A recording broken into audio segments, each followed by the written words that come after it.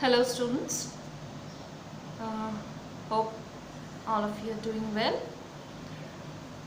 Today we are going to do the poem Asleep in the Valley by Arthur Rimbaud.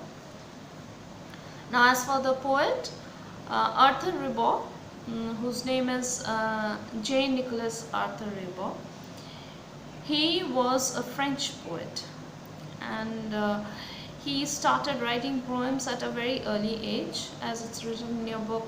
Before he reached his teens, and he stopped writing before he was 21 even. So all his literary works was within this period. And another thing is that this particular poem is talking of war, rather how futile or how useless war is. And why he is writing about war is another background is his father. His father was a captain of the infantry, and this poem it's written during the Franco-Prussian War, that is war between France and Prussia. So his father being an infantry, he had a close association with what a soldier's life was. And from that experience itself, he writes this poem. Now before I go on to explain the poem, I'll read it out to you first.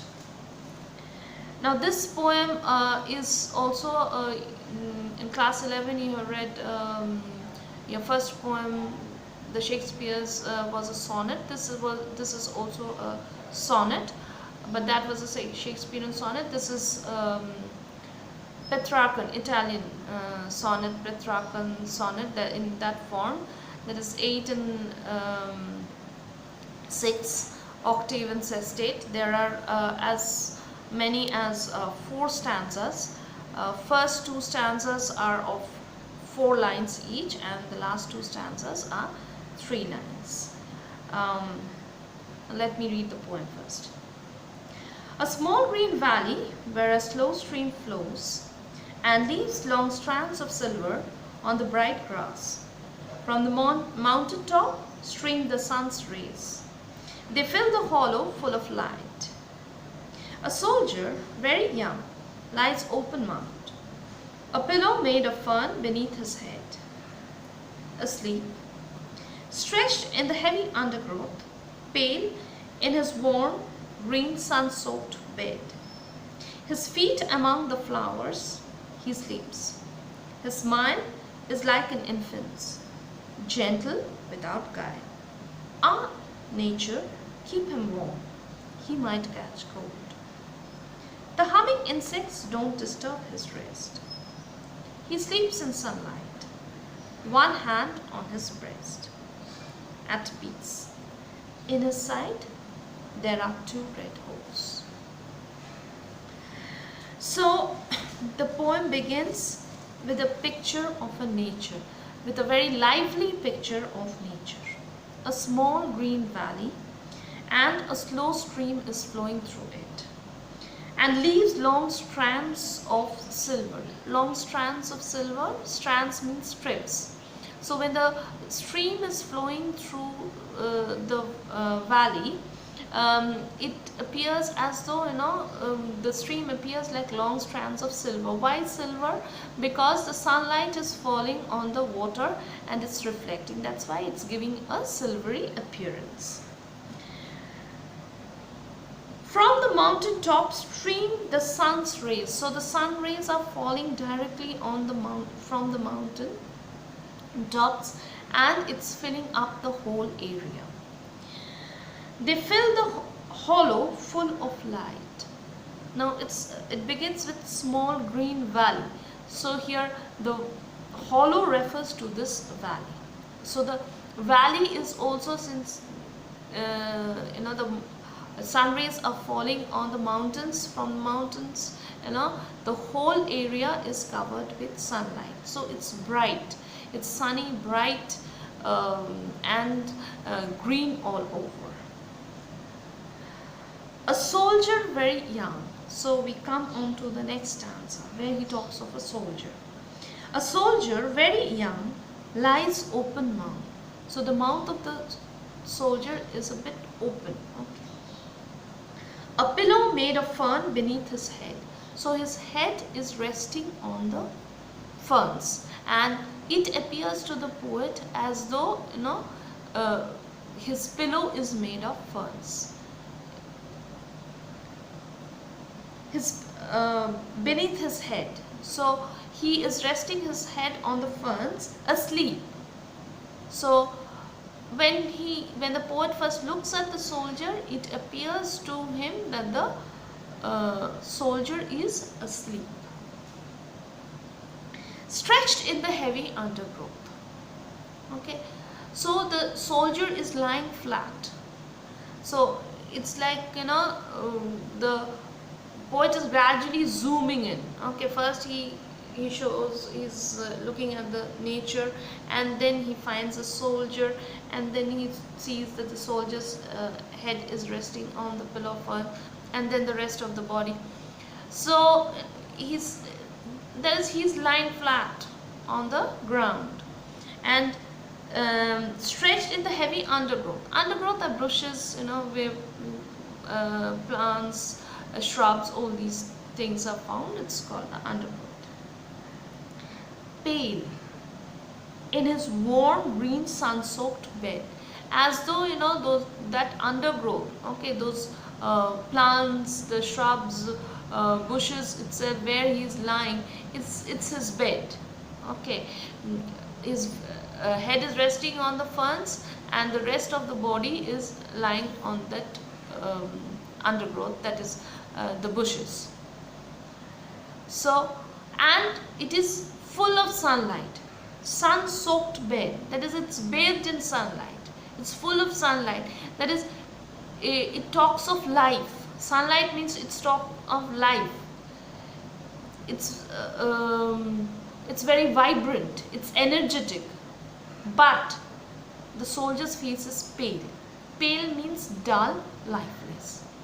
So the poet is, it strikes the poet. Why is so? Sun-soaked bed. Another thing is that there is no lack of sunlight. It's full of sunlight. Sunlight is everywhere. So why should a soldier's face appear pale? His feet among the flowers. Now after the body, she sees the feet. Feet among the flowers. So his feet is resting. His head is resting on the ferns. His feet is resting on the flowers. He sleeps. His smile is like an infant's, gentle without guile. So his smile is like an infant's. So looking at the soldier's smile, the poet is reminded of an infant, that is a baby. That is, he is talking of the fact that the soldier has a very innocent smile on his face. Also, the reference to the infant shows that the age of the soldier, that the soldier is very young. And without guile means that it does, without any sort of deception or trickery. Okay, he is not smiling just to please anybody. He is smiling, it comes out very naturally for him. So the poet is saying that the soldier, his mouth is slightly open, he has a innocent smile on his face, and he is lying flat on that valley and the undergrowth of the valley. So what does he say? Now, seeing the soldier, the poet sort of has a concern for him. So he says, he sees the poet and says, okay, fine. The soldier should sleep in peace. So what does he say? That is, there is nobody to take care of him. So nature. So he's telling nature, and the N is given in capitals. That is, it has been personified. Our nature keep him warm. He may catch cold. So as we say, during winter, please put on your warm clothes, else you will catch cold. So as though he's telling nature to take care of the soldier in every way so that he does not catch a cold.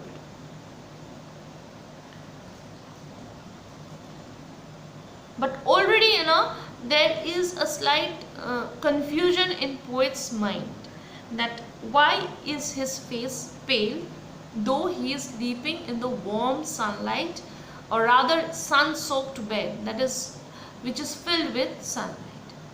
So long we see that the poet is focusing on the very lively aspect of nature, which is which at once gives us a very bright image. Then the last stanza. The humming insects don't disturb his rest. The next confusion to the poet. The insects are constantly, humming around. That is, the noise made by the insects, But it doesn't disturb his rest. That is, it does not wake him up. He's still sleeping very peacefully. He sleeps in sunlight. So still he goes on sleeping. One hand on his breast, one hand on his breast. At peace. So he is at peace with one hand on his breast. And not only that, a soldier, he has, is very young, but he is happy that he has been able to serve his country. So one hand on his breast also tells us that he remembers his country and he is happy about what he has done. But then comes the shock. In his side, in the side of his body, there are two red holes. What are these red holes? The red holes means here bullet wounds. So the soldier has been shot dead, not once but twice. So long the poet was thinking that the soldier was sleeping, but the soldier was not sleeping. The soldier is already dead. So throughout the poem, the poet is more or less talking, means most of the time he is talking of the nature, how beautiful the nature is. But then he's through that pale in his warm green sun-soaked bed, he's gradually preparing us for the climax. He's gradually preparing us that we are going to receive something else, and he's giving us the shock right at the end, in the last line of the poem, that the poet is dead. So this poem shows his anti-war attitude. That is, he is against war. War does not bring any good to anybody.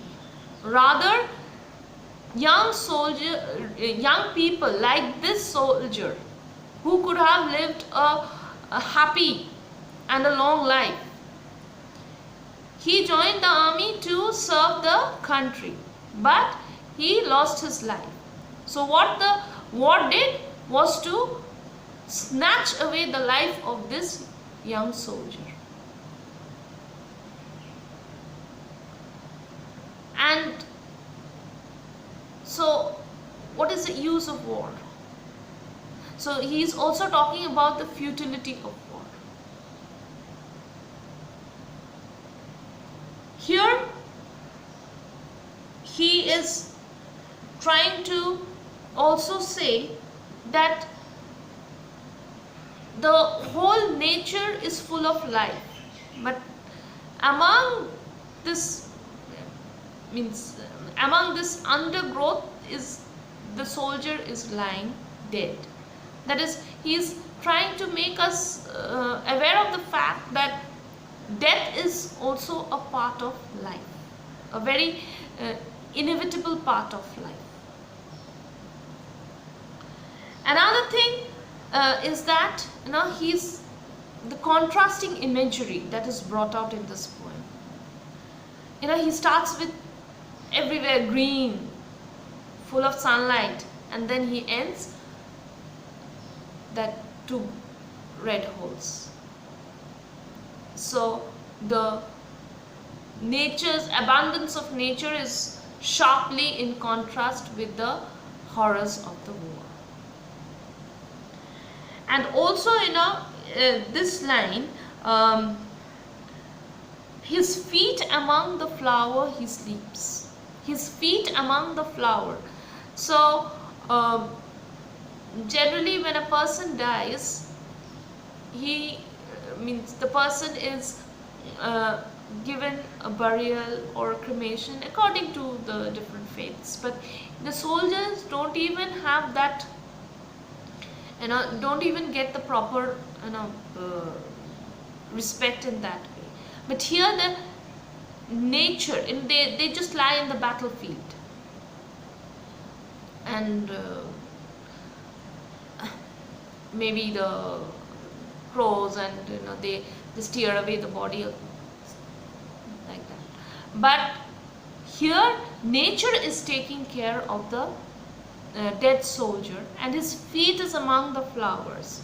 So nature is paying respect, paying homage to the martyr, that is the soldier.